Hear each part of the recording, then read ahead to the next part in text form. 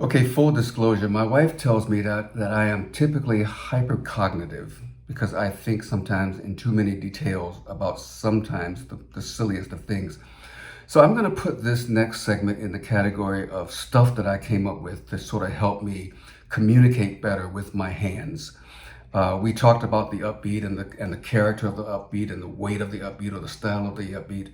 But sometimes I want to make sure that I'm communicating really the essence of what this music sort of feels like from a tactile standpoint.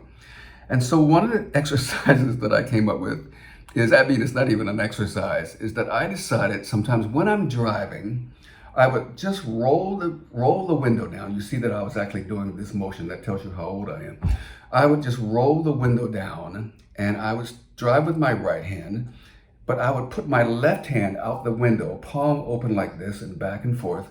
And I wanted to see, or even by the way, like this, sideways, because I wanted to see what it felt like with the pressure of the air flowing against my hand, and to see if once I took my hand out of the window, after I stopped driving, by the way, if I could actually reenact what that feeling was. The other thing, you can do it with both hands once you get there.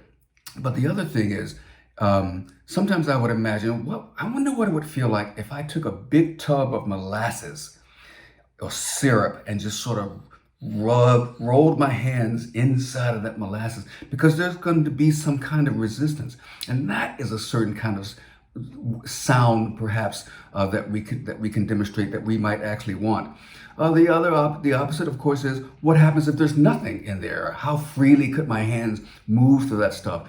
You can come up with all kinds of gooey or what must it feel like, for example, what would it feel like if I tried to lift my baton from my starting position and all of a sudden realized that it weighed 50 pounds, and then so maybe that's going to be, and so again, a silly exercise, but it's an exercise that can have really profound effects on your conducting communication and techniques.